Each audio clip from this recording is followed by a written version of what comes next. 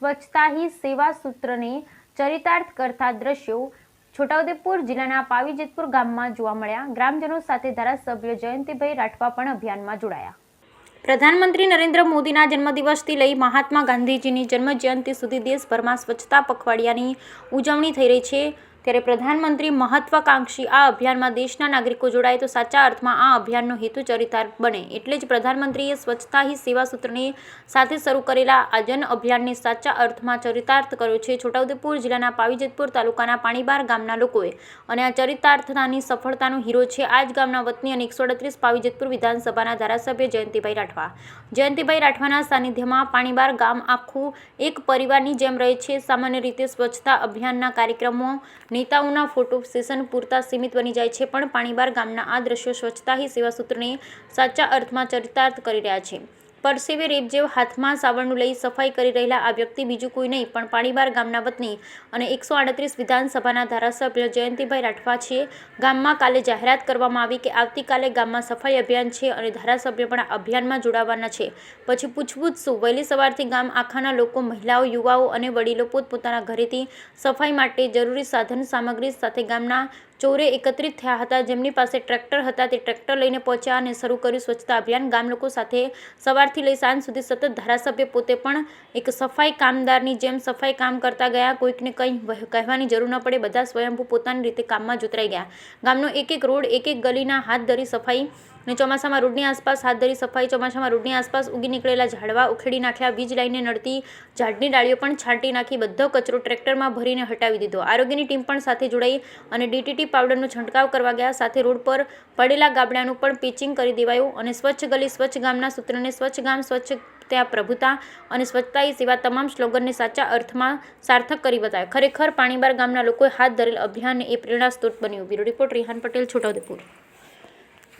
પૂજ્ય મહાત્મા ગાંધી બાપુનું જે સ્વપ્ન મારો ભારત દેશ સ્વચ્છ ભારત દેશ હોવો જોઈએ, એ સ્વપ્નને સાકાર કરવા માટે દેશના આદરણીય પ્રધાનમંત્રી નરેન્દ્રભાઈ મોદી સાહેબે સંકલ્પને સાકાર કરવા માટે જ્યારથી દેશના પ્રધાનમંત્રી બન્યા ત્યારથી આખા દેશમાં સાફ સફાઈ અભિયાનના કાર્યક્રમો ચાલી રહ્યા છે। અને જ્યારે દેશના પ્રધાનમંત્રીનો જન્મદિવસ નિમિત્તે આખા ભારત દેશની અંદર સ્વચ્છતા અભિયાનના કાર્યક્રમો ચાલી રહ્યા છે, ત્યારે આજના દિવસે મારું પોતાનું ગામ જે પાણીબાર ગામ છે અને મારું જે બૂથ છે એ બૂથમાં અમે આજે સ્વચ્છતાના કાર્યક્રમો આખા પાણીબાર ગામની અંદર દરેક રોડ, રસ્તા, શાળા, અમારા આરોગ્ય વિભાગના મકાનો આ બધાની સાફ સફાઈ કરવાના છે। આજના દિવસે ગામના તમામ મારા સન્માન્ય આગેવાનો, કાર્યકર્તા, ભાઈઓ, માતાઓ, બહેનો ખૂબ મોટી સંખ્યામાં જોડાયા છે અને સ્વચ્છતાને ચરિતાર્થ કરવા માટે ખરેખર ખૂબ ભાવનાથી મારું ગામ, મારું ફળિયું, મારું ઘર, મારી શાળા, મારી કોલેજ, આરોગ્ય વિભાગના મકાનો આ બધું સ્વચ્છ બને એના માટે આજે ખૂબ દિલથી મારા આગેવાનો અને કાર્યકર્તાઓ આજે આ પાણીબાર ગામમાં લાગ્યા છે। સાથે સાથે કાર્યકર્તાઓ સ્વચ્છતા અભિયાનની સાથે સાથે, કારણ કે ખૂબ મોટી સંખ્યામાં જ્યારે કાર્યકર્તાઓ આગેવાનો જોડાયા છે ત્યારે હાલ ભારતીય જનતા પાર્ટીના સદસ્યતા અભિયાનનું પણ અત્યારે અભિયાન ચાલી રહ્યું છે। ત્યારે એમાં પણ મારા કાર્યકર્તાઓ સાથે સાથે સાફ સફાઈ અભિયાન અને સાથે સાથે સદસ્યતા અભિયાનમાં પણ મારા આગેવાનો કાર્યકર્તાઓને જોડી રહ્યા છે અને ખૂબ મોટી સંખ્યામાં અહીંયા કાર્યકર્તાઓ ભારતીય જનતા પાર્ટીના સદસ્યતા અભિયાનમાં પણ જોડાઈ રહ્યા છે।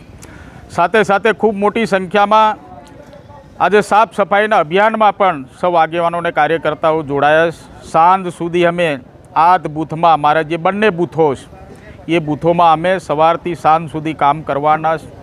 આરોગ્ય વિભાગના કર્મચારીઓ પણ અમે જ્યાં જ્યાં સાફ સફાઈ ગામના લોકો કરતા જઈએ છીએ ત્યાં કોઈ મચ્છર ઉપદ્રવ ના થાય એના કારણે, ડેન્ગ્યુ કે અન્ય રોગો ના થાય એના કારણે પાવડર કે અન્ય ચીજ વસ્તુઓ નાખીને ગામ સુંદર બને ને સ્વચ્છ બને એના માટે મારા આરોગ્ય વિભાગના કર્મચારીઓ પણ સાથે કામે લાગ્યા છે। સાથે સાથે ગામડાની અંદર નજીકમાં સબસ્ટેશનો હોવાના કારણે લાઇટ તો ખૂબ સારી રીતે મળતી હોય, એનો વોલ્ટેજ, પાવર ખૂબ સારા મળતા હોય, પરંતુ ક્યાંક ઝાડવા લાઇનને અડવાના કારણે, અટકવાના કારણે ક્યાંક ઘણી વખતે ફોલ્ટો પણ થતા હોય, જેથી કરીને મારા જીઈબીના કર્મચારીઓ પણ સાથે કામ કરી રહ્યા છે અને જ્યાં જ્યાં એમને તકલીફ હશે અને જ્યાં ઝાડવા અટકતા હશે, જેનાથી કોઈ ફળિયામાં લાઇટ કોઈ વખત ફોલ્ટમાં જતી હોય તો એવી જગ્યાએ હેલ્પરો અમને બતાવશે તો ત્યાં પણ અમે એ વૃક્ષો કાપીને એને પણ સ્વચ્છ કરીને ગામમાં વ્યવસ્થિત લાઇટ મળી રહે એવા પણ અમે પ્રયત્નો કરી રહ્યા છે. તમામ વિભાગ સાથે મળીને જ્યાં જ્યાં રોડ રસ્તાના ખાડા પણ પડી ગયા છે ત્યાં પણ મારા માર્ગ મકાન વિભાગના અધિકારીઓ ખાડા પૂરવાનું કામ અત્યારે ચાલુ થઈ રહ્યું છે ને અત્યારે એ પ્રોસેસ ચાલુ છે.